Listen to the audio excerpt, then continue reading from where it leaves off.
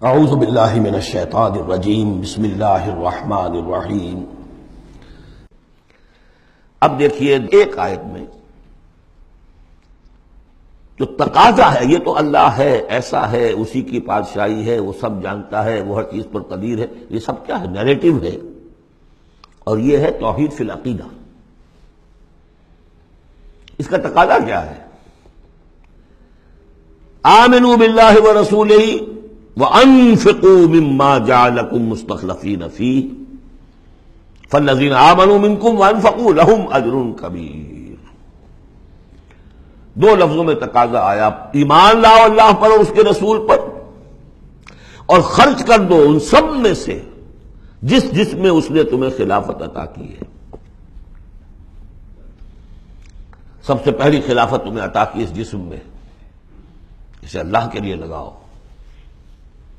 ذہانت، فطانت، طلاقت لسان جو دیا، پیسہ دیا ہے، مال دیا، اولاد دیا، سب کو اللہ کی راہ میں لگاؤ۔ یہ نفق کا لفظ پیسے کے خرچ کے لیے بھی آتا ہے، جان کے خرچ کے لیے بھی آتا ہے۔ نفقت الدراہم، پیسے ختم ہو گئے۔ نفق الفرس، گھوڑا مر گیا، تو نفق کا لفظ دونوں کے لیے آتا ہے۔ تو انفقوا مما جعلکم مستخلفین فی، جس چیز میں تمہیں استخلاف عطا کیا ہے لگاؤ، خرچ کرو، صرف کر دو۔ یہ دو تقاضے ہیں۔ اصل میں یوں سمجھیے کہ جو سورہ حجرات میں دو تقاضے آئے تھے، آمنوا باللہ ورسولہ، سورہ حجرات میں آئے تھے انما المؤمنون الذین آمنوا باللہ ورسولہ ثم لم یرتابوا وجاہدوا باموالہم وانفسہم فی سبیل اللہ۔ حقیقی مومن تو صرف وہ ہے جو ایمان لائے اللہ پر، اس کے رسول پر، پھر شک میں بالکل نہیں پڑے، اور انہوں نے جہاد کیا اللہ کی راہ میں، اور کھپا دیے جان بھی اور مال بھی، وہی سچے ہیں۔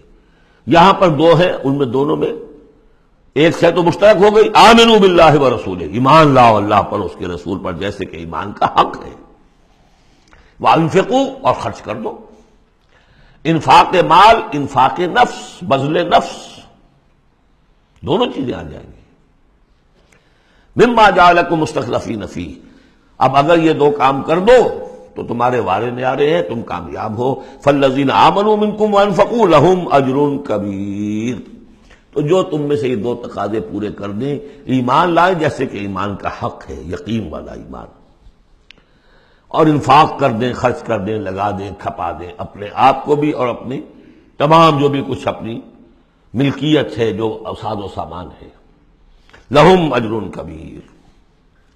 اب دیکھیے نظم، دیکھیے اب دو آیتوں میں وہ ڈانٹ کا، ڈپٹ کا، زجر کا معاملہ ہو رہا ہے۔ وَمَا لَكُمْ لَا تُؤْمِنُونَ بِاللَّهِ، تمہیں کیا ہو گیا ہے، کیوں نہیں ایمان رکھتے اللہ پر؟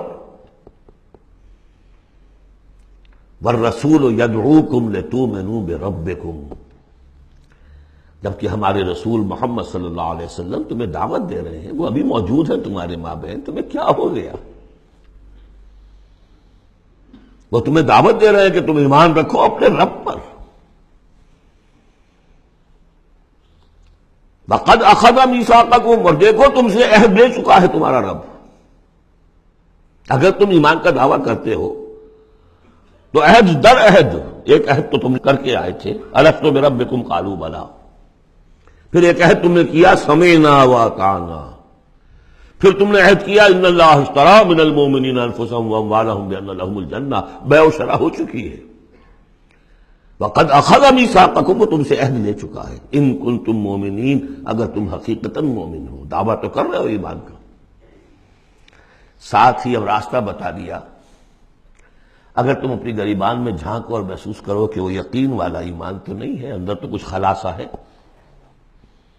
اللہ کرے کہ ہمیں اس کا احساس ہو جائے، اپنی گریبانوں میں جھانکیں۔ اسلام تو ہے، اللہ کا شکر ہے، جو یہاں آئے ہوئے ہیں، دور دور سے آئے ہوئے ہیں، تو اسلام تو ہے، روزہ نماز تو ہے، لیکن اپنے اندر جھانکے وہ ایمان، یقین والا ایمان۔ اگر احساس ہو جائے کہ نہیں ہے تو معلوم ہونا چاہیے کہاں سے ملے گا یہ۔ هو الذی ينزل علی عبدہ آیات بینات لیخرجکم من الظلمات الی النور، وہی تو ہے جو اپنے بندے پر صلی اللہ علیہ وسلم یہ آیات بینات نازل کر رہا ہے، تاکہ نکالے تمہیں اندھیروں سے روشنی کی طرف۔ گویا کہ ایمان حقیقی، یقین والے ایمان کا منبع، سرچشمہ، اس کی سورس یہ ہے اللہ کی کتاب۔ اسے پڑھو، سمجھ کر پڑھو، تدبر کرو، غور و فکر کرو، محسوس کرو گے کہ تمہارے اندر ایک ہلچل ہے، تمہاری فطرت کے تار، یہ قرآن چھیڑے گا انہیں۔ نغمے بیتاب ہے تاروں سے نکلنے کے لیے، ایک ذرا چھیڑ تو دے زخمہ نظراب حیات، اور اس سے خود تمہارے اندر سے ابھر کر ایمان اندر سے ابھرے گا۔ تمہارے اندر ہے، سویا ہوا ہے، تمہاری روح میں ہے، ڈورمنٹ ہے، صرف ایکٹیویٹ کرنے کی بات ہے، اور یہ آیات قرآنیہ انہیں ایکٹیویٹ کرتی ہیں۔ هو الذی ينزل على عبده آیات بینات لیخرجکم من الظلمات الی النور وان اللہ بکم لرؤوف رحیم، اور یقیناً اللہ تمہارے حق میں بہت رؤوف اور رحیم ہے۔ اب آپ نے دیکھ لیا سورس جو ہے اس ایمان کا وہ کیا ہے، قرآن۔ سورہ شورى میں ہم دیکھ آئے ہیں خود حضور کو کہاں سے ملا، وَكَذَلِكَ أَوْحَيْنَا إِلَيْكَ رُوحًا مِّنْ أَمْرِنَا مَا كُنْتَ تَدْرِي مَا الْكِتَابُ وَلَا الْإِيمَانُ وَلَكِنْ جَعَلْنَاهُ نُورًا نَهْدِي بِهِ مَن نَّشَاءُ مِنْ عِبَادِنَا۔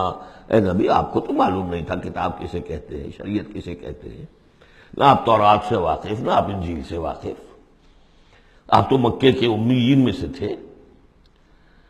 ایمان کسے کہتے ہیں، وَلَكِنْ جَعَلْنَاهُ، اس قرآن کو ہم نے نور بنا کر آپ پر اتارا ہے۔ وہ ایمان جو ہے اب آپ کا باطن اس سے جگمگا اٹھا ہے، اب آپ جو ہے گویا کہ اب روشنی کا مینار ہیں، اب آپ ہدایت دیں گے سیدھے راستے کی طرف۔ اسی کو مولانا ظفر علی خان نے کہا ہے بہت خوبصورتی لیکن بہت سادگی سے، وہ جنس نہیں ایمان جسے لے آئیں دکانیں فلسفہ سے، ڈھونڈے سے ملے گی عاقل کو یہ قرآن کے سپاہ۔ اچھا، ایک بات تو ہو گئی کہ تم ایمان کیوں نہیں، تمہارا پختہ کیوں نہیں ہے، یہ دلمل یقین ایمان کیوں لیے پھر رہے ہو، یہ شکوک و شبہات کے کانٹے جس میں چبھے ہوئے ہیں اس ایمان کے ساتھ گزارا کیوں کر رہے ہو؟ اگر اس میں کمی ہے تو پہلے اس کمی کو پورا کرو، چھوڑ دو دھندے، کچھ دن نکال لو، 1 سال نکال لو اپنی زندگی میں سے کہ کم سے کم اتنی عربی سیکھ لیں کہ یہ قرآن ہمارے دلوں کے تاروں کو چھیڑ سکے۔ وہ اسی وقت ہوگا تیرے ضمیر پہ جب تک رہو نزول کتاب، گرہ کشا ہے درازی نہ صاحب کشاف۔ انسپیریشن قرآن سے، ترجمے سے نہیں مل سکتی، ناممکن ہے۔ مفہوم سمجھ لیں گے، دماغ میں کچھ چیزیں آ جائیں گی، لیکن وہ جو قلب کو متحرک کرنا ہے، اس کو انسپائر کرنا ہے، وہ اسی وقت ہوگا۔